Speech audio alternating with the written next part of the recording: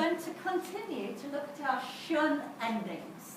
Okay, different ways of making that shun sound at the end of the word. So yesterday we looked at, well, what did we look at yesterday?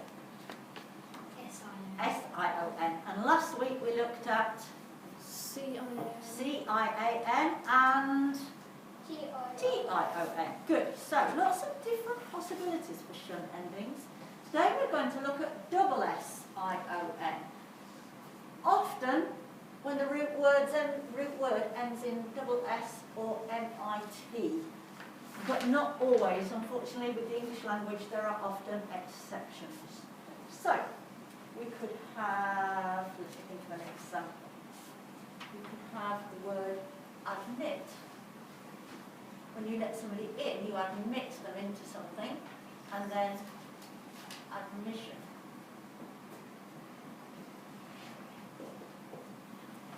Okay? Right, are there any more? There's discuss. What does discuss mean? Where you talk.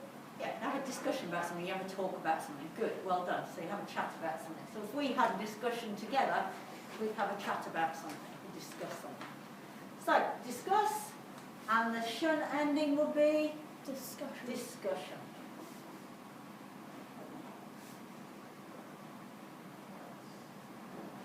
Okay, are there any others that I've got on my little list? No, not at the moment. So, we've got a couple of examples. Oh, actually, no, there is another one. Permit. What does that mean?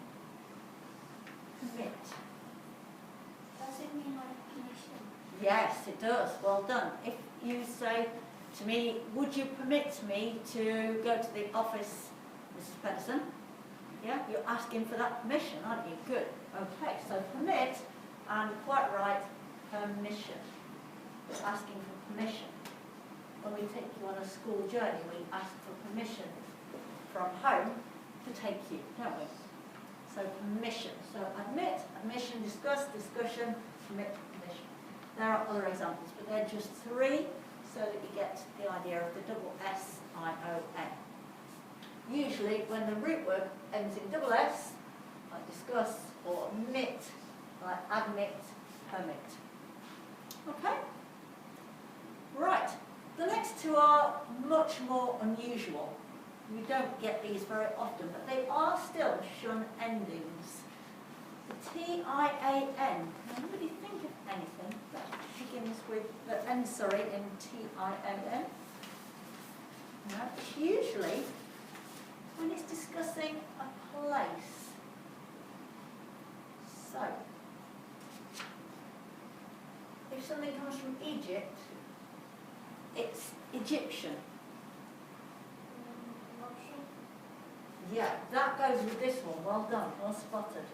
Yeah, if something is from Russia, it is Russian. Yeah? If it's from Asia, it's Asian. Egyptian. Egyptian is I-O-N. This is still a shun ending, but that doesn't fit with the T-I-N, but it does fit with the T-I-O-N that we did last week. Good. Yeah. Okay. There aren't many.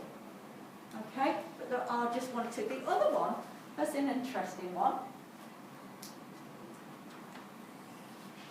Doesn't fit with these, but fits with the pattern that we were looking at last week, the T-I-O-N, and that's Dalmatian.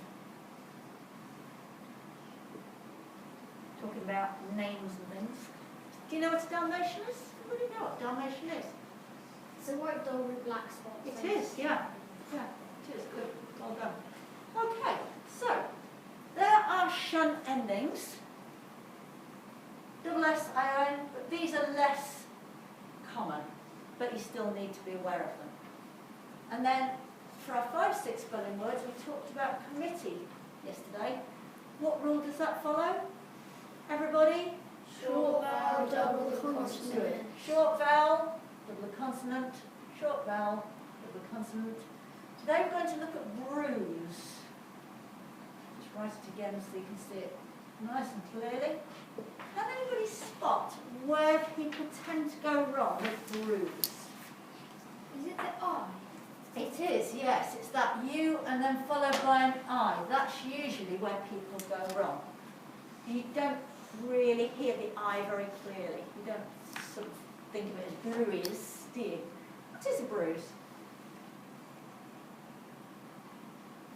It's almost if you fell over, you get you get a big, like, it's almost like a dent thing.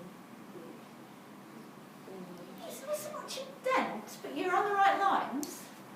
Like if you went into a hole or something, and like you hit your head on something, it would leave a bruise. And what does a bruise look like? It's like a brown dot or something and when you touch it. Yes, it is, yeah. It can be all sorts of colours, can't it? It often starts out quite sort of bluey green and then fades away to sort of browny yellow as it gets better. But yeah, so a bruise is strange colours, isn't it? It fades away. Okay, so bruise. I want you to write that down and just underline the U and the I, and then break it down in a way that you think it will help you to remember it. Okay?